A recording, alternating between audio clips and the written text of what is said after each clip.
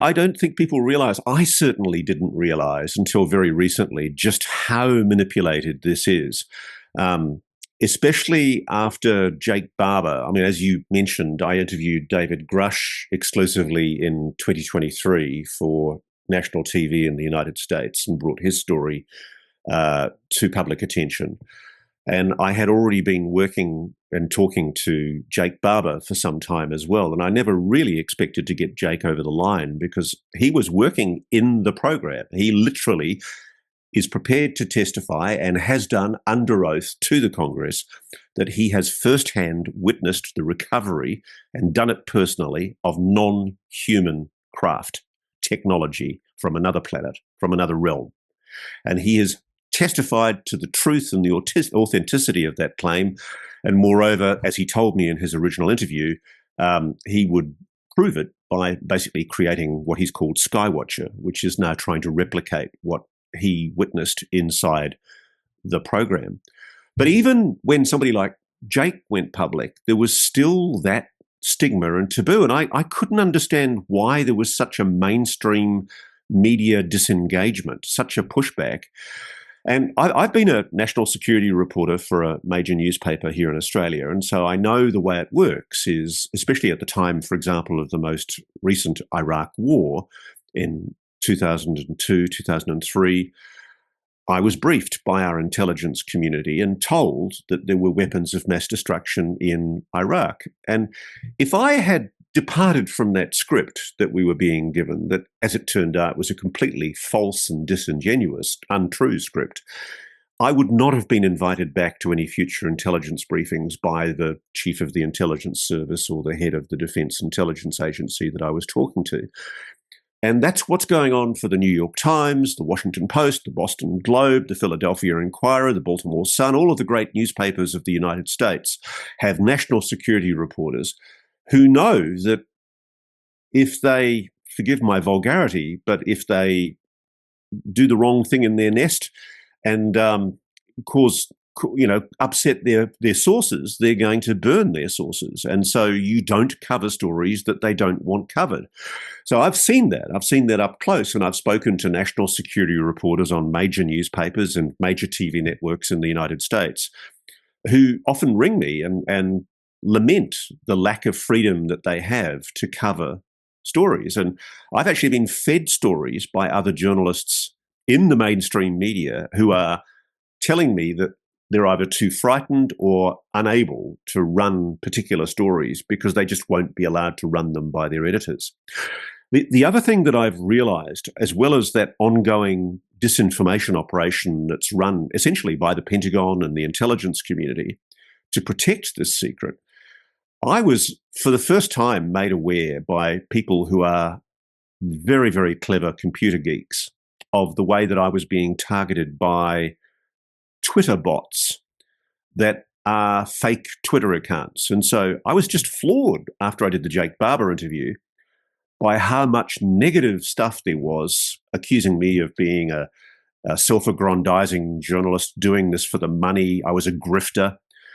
And it was really hurtful. And I was thinking, oh my God, this is really nasty. Where's this coming from? And then a friend of mine, ironically, in the intelligence community, somebody who is a very, very dear friend who has helped me with stories in the past, he said, Ross, you're being targeted by IC bots, by intelligence community bots.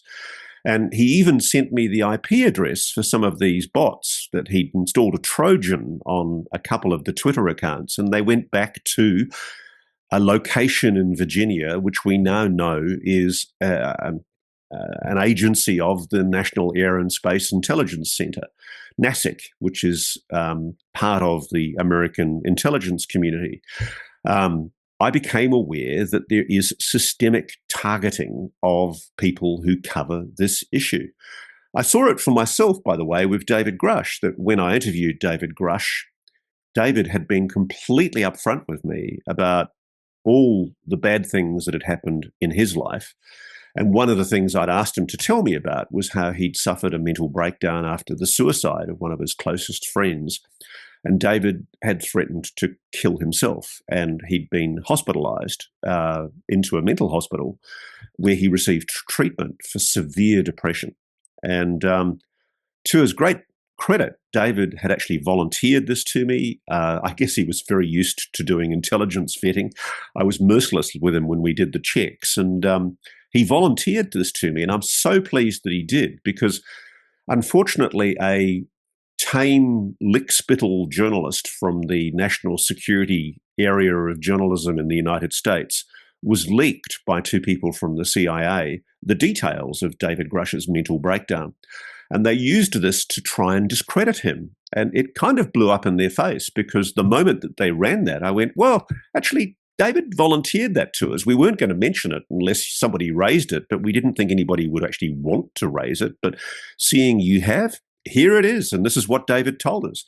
And that kind of diffused the situation, but it also taught me how aggressive an adversary that we have. I've never been before. I mean, when I did the Echelon communications surveillance story, I was very careful, but I was still warned by our equivalent of the National Security Agency, the Defence Signals Directorate at the time, that I was in danger of putting myself in breach of national security laws by even asking the question, is Australia intercepting communications via satellite technology, and are we basically tapping our allies? And it turned out we were, and we are. And it opened my eyes, I guess, to the ability of intelligence communities to do the wrong thing and to sometimes transgress in order to pursue a broader agenda of national security. I'm not a hardcore left-winger, by the way, on national security. I'm a bit of a hawk on strong defence. I take the view that people who work in the intelligence community are worthy of protection, and they're doing service to their country, and they should rightly be protected. And I don't take a view that people in the intelligence community are necessarily bad people. But what I became aware of was that there is this broad, large-scale psychological operation, disinformation operation, that is run by sections of the intelligence community to discredit and to seek to undermine anyone that gives this story currency. And I think I don't want to sound flippant, because I'm very, very careful about how I operate. But I think now that I'm at the profile that I am in national television media in the United States, it's been a very good protection, because it makes it harder for the sections of the government that might want to continue to harass me to be so overt about it. What I have had happen, for example, is I work on a work visa. I have an I visa, a media I visa, to get into the United States. And I was once held at an immigration facility and told I was going to be sent back to Australia.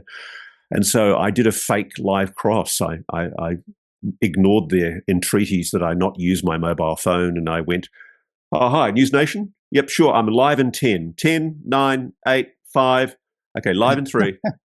And I said, okay, I'm being held here in an immigration facility in Los Angeles illegally. There's absolutely no basis for my detention. That's correct, yes. If you could send a TV crew to LAX, I'd be very grateful. I was released in about 5 minutes. They let me out. And it was just a type of harassment. It was upsetting, but it bears no resemblance to the kind of harassment that people inside the legacy program continue to suffer today. This is a secret that some in the United States want suppressed, and they will go to any lengths to try and suppress it.